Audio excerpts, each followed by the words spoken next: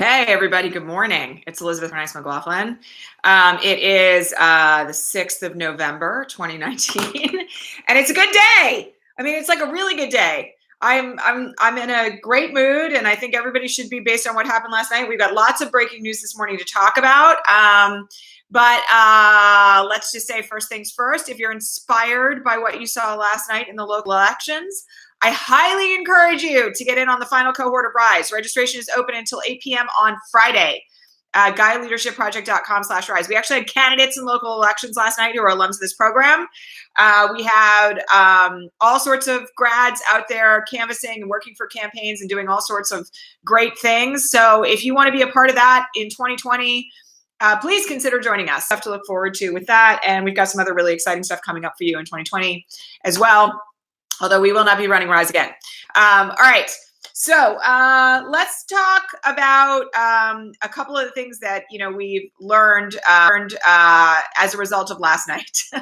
Because there are some things I'm really stoked about just coming out of last night's local elections that are very significant and that really matter. So we have apparently a Democratic governor in Kentucky. The fact that we have a Democratic governor in Kentucky is a very big deal at this point. Although the lead is only at this stage of the game like 5,500 votes, there are indications that that is going to hold. Now, a bunch of you have asked about what can we expect coming in into a recount on this, because Bevin has not conceded, and that, by the way, is not a surprise. It is a kind of regular thing that we see the Republicans not concede elections. And so from the standpoint of where we are right now, my expectation is that we may see a recount. But that from the standpoint of where we find ourselves, it's not likely at this stage of the game that that is going to be something that is successful. Now, let me just say this. The Republicans are very invested in this point in trying to overcome this result. And so there may be some changes fundamentally that we can see. Changes is not the right word. There may be some challenges that we see coming out of this that might be a little bit surprising. I am not surprised Bevin didn't concede. I still think that with the recount, based on what we're seeing right now, the chances of that election being overturned are like nil. And Beshear is out there this morning saying, let's run with it. Let's make it happen. We're in office, and it's a good thing. So let's just talk for another second about one of the other things that we're likely to see as a result of this.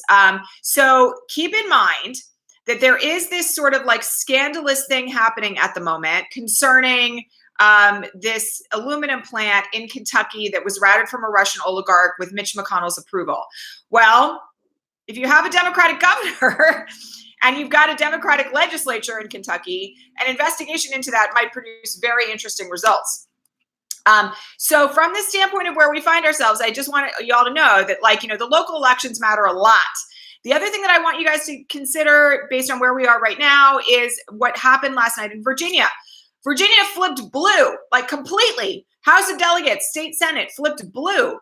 The other thing that really matters on that front is that Virginia now has a female Speaker of the House. And it is now very likely that Virginia is going to pass the ERA, which is the last state necessary to get the Equal Rights Amendment added to the Constitution. It's huge.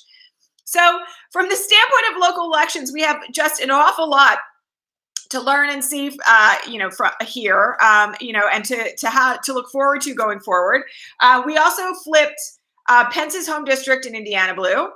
Wichita, Kansas, which is the home of the Koch brothers, flipped blue.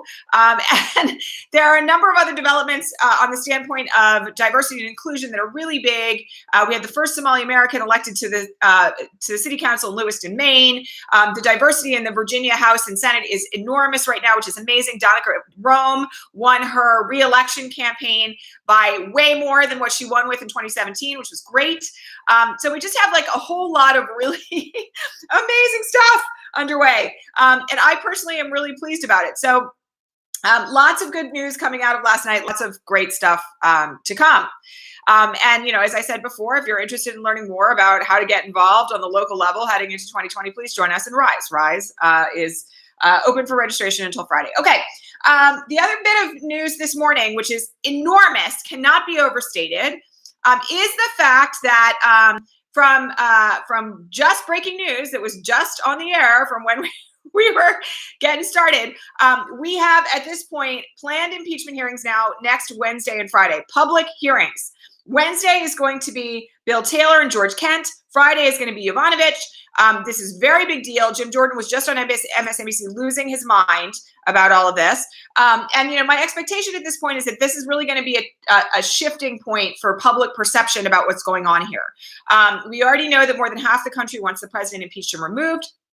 From where we sit today, there are additional, you know, obviously things that we need to do in order to make that happen procedurally. But public perception is in favor of removal. Now we got to get a little bit more folks on board. By the way, the election last night also helps to push the Republicans in the right direction on this front. So I just want y'all to kind of like feel the good stuff that's kind of coming today out of this. Now, one thing I want to remind you all of is that because of the resolution that was passed in the House last week, there is at this moment very strict limitations on how the questioning is going to be handled in public hearings. They cannot, as one of you asked this morning, turn this into a kangaroo court, meaning that Matt Gaetz cannot overtake the questioning. There is not an opportunity at this point for other folks to leap in there and ask questions outside the scope of what the resolution contains. One of the things that I just want to remind you all of is that they also shifted the length of the questioning. 45 minutes per side. Questions can be asked by Schiff or the ranking member or counsel that have been hired by the committee, and that's it. So it's going to be a very limited, very strict, very tight little format. And it's going to be a lot like the examination and cross-examination of witnesses in a court of law, which I think is phenomenal. I think it's really good.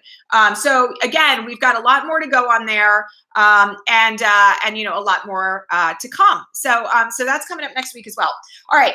The last thing that I just want to mention today is that there's been a bunch of breaking news this morning about the disclosure of the whistleblower. I'm just going to say this. I'm not going to say the whistleblower's name. Don Jr. apparently tweeted it out. It's also apparently been published in a major newspaper. We are putting these people's lives in danger, and it is illegal. It is illegal to publish the name of a whistleblower in a federal investigation. So what has happened right now from the standpoint of this particular disclosure is against the law. And if you retweet that name or you retweet an article that contains the whistleblower's name, there will be